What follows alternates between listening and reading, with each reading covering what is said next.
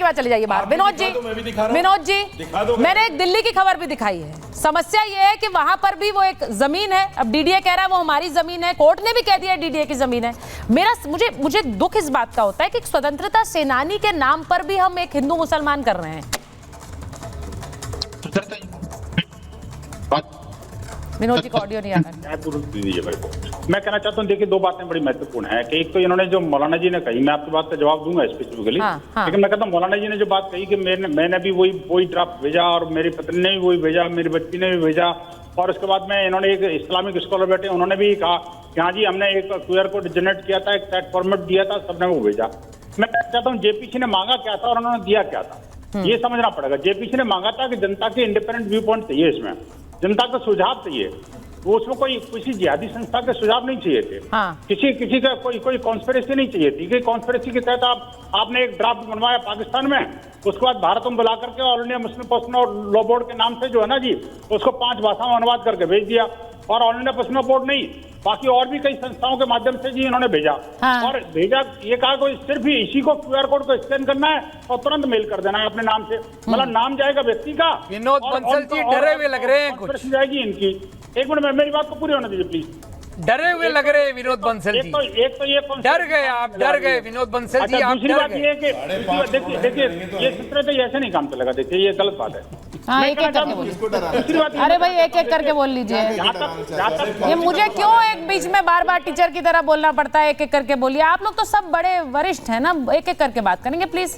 विनोद जी बात कंप्लीट करिए। हाँ मैं कह रहा हूँ दिल्ली वाला जहाँ तक सवाल है, दिल्ली में देखिए रानी लक्ष्मीबाई से दुराव किसको है, तो संविधान को मानेगा नहीं, कोर्ट को मानेगा नहीं, और आप देखिए कि ये रानी लक्ष्मीबाई को मानेगा नहीं, और आप देखिए ये कह रहे हैं कि वहाँ के जो लोगों ने जो बाइट दी है वो कहते हैं अगर रानी लक्ष्मीबाई की प्रतिमा अगर लग गई तो हमारा नमाज कबूल नहीं होगी वहाँ पर। आप सोचिए वीरांगना की मूर्ति से उनकी नमाज कबूल नहीं होगी, ये सोचिए। फिर वे कहते हैं हम तो राष्ट्रभक्त हैं।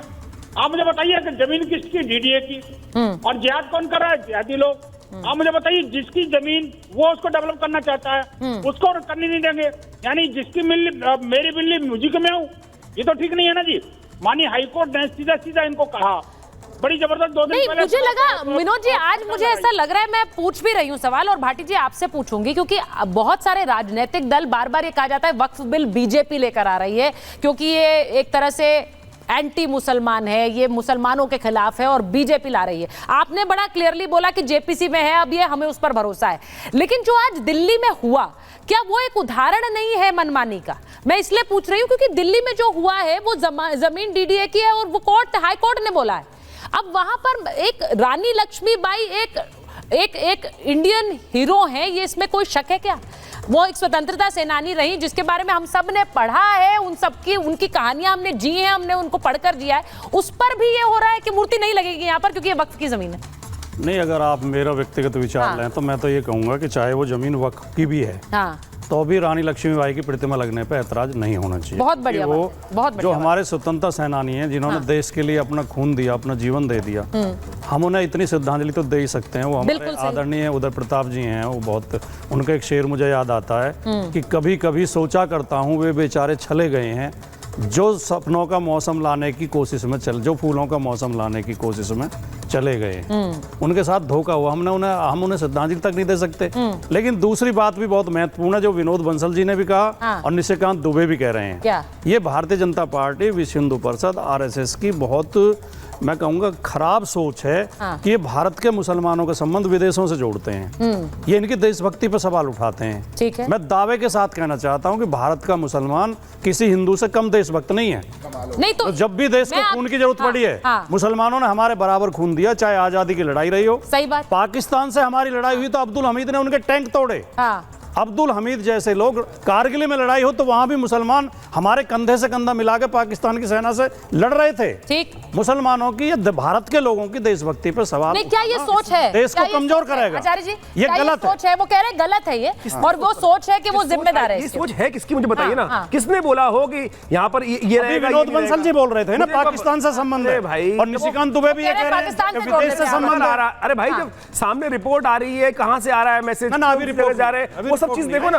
अभी तो यहाँ पर एक और मुझे समझ नहीं आई, जेपीसीसी इतनी एक प्रतिष्ठित कमेटी बनाई जाती है, उसको डांस कॉम्पिटिशन बना दिया। एक जैसे वो होता था ना कि जैसे रियल शो होते हैं उसके अंदर व्हाट्सएप भेजो, वोटिंग हो रही है। मुझे ऐसे ही लग रहा है कि मतलब मौलाना साहब यही कर रहे हैं, मेरे बेटे ने भेजा, मेरी बहू ने भेजा। पर भी फेक वोटिंग है।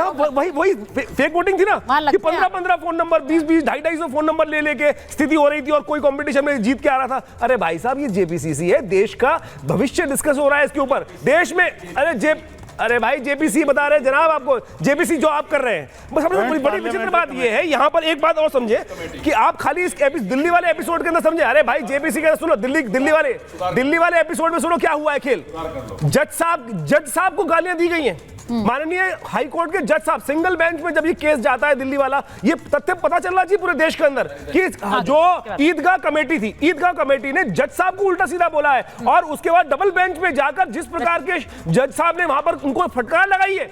अगर आप ये पूरे देश को समझना चाहिए कि वहां बैठे हुए वकील साहब को कहा गया ये वापस ले रहे हैं या नहीं ले रहे हैं, आप किस प्रकार की शब्दावली का प्रयोग किया जाता है कि यानी जज पर भी विश्वास नहीं कर रहे। माननीय हाई कोर्ट के जज साहब को कहा कि भाई ये आप यहाँ पे स्थिति खराब हो चुकी है। उन्होंने कहा नहीं, उन्होंने ये कहा था, जस्टिस आलूवालिया थे और उन्होंने ये कहा था कि क्या सारी की सारी जमीनों को वक्फ का बना दोगे। इंदौर के अंदर मौलाना साहब आपके बगल में खड़े हुए भाटी जी ने बहुत अच्छी बात कही। उन्होंने कहा जमीन वक्फ की भी है तो भी उस पर मूर्ति लगाने में क्या दिक्कत है, क्योंकि वो स्वतंत्रता सेनानी है हमारे देश की, इस पर भी एक दरार पड़ी, ये तो अच्छी बात नहीं है। पहले उसका जवाब दे दीजिए। देखिए, मैं भाटी जी की बात का सम्मान करता हूँ। हाँ।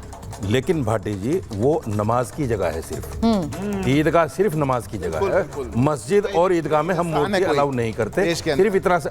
दूसरी बात, ईडीए की बात सुनिए, ईडीए की सुनिए, सुचारू बढ़िया बात। मैं कुछ कागज लाया अभी 5.5 करोड़ डरते हैं, क्या बोल रहे थे भाई साहब? मैं वो जगह देख के आया हूँ, क्या है बच्चे हो, वो जगह जो कुछ सबक देता हूँ, वो जो ईदगाह की जगह है, कुछ सबक देता हूँ। ईदगाह की जगह जो है उसकी बाउंड्री बनी हुई है और उसके साथ चारों तरफ तीनों साइड में 1954 में कह रहे हैं अपना। अच्छा वो सुन लीजिए ना आचार्य जी। होती क्या एक बार सुन, स्थिति क्या होती थी कि जब नमाज ज्यादा होती थी, ज्यादा लोग आ जाते थे तो ये पार्कों में बैठ जाते थे। अब उस स्थिति को कहते हो कि हम पार्कों में करते तो ये जमीन हमें, इसीलिए स्थिति खराब होती है कि इनको जहां नमाज पढ़ने वही जगह लेंगे, हमारी जगह वही रहेगी। कल एरोप्लेन भी ले लेना भाई, एरोप्लेन में नमाज पढ़ लो, इसलिए तो तुमको हर जगह मत रोका जा रहा है। अच्छा ठीक है, आपकी बात हुई। अब देखिए नाटक हो गया। अब कुछ अच्छी बात सुन लो। देखिए 1954 में सर वो तो बताओ मैडम 5.5 करोड़। ठीक है, उन्हें बोलने बता रहा हूँ। नहीं मैं सुचारिता जी इनकी वाली दवाई इन्हीं को दे रहा हूँ, उनको पता तो लगे कैसा लगता है बीच में बोलने। मेरी बीमारी का पता वो कह रहे हैं आप बीच में बोलते थे तो हम बोलेंगे, आप देख लीजिए मेरी बीमारी का पता ही नहीं आपकी बीमारी का तो मुझे पक्का वाला बीमारी का पता करना होगा, फिर इलाज कर पाओगे। मैं पक्की दवाई नहीं पता आपको। आप वो बताओ 5.5 करोड़ का क्या करेंगे? अरे यहाँ पर देखिए मेरी बीमारी को नहीं, हम लोग एक दूसरे का इलाज करने के बजाय अपना अपना इलाज कर लेते हैं, वो ज्यादा अच्छा है।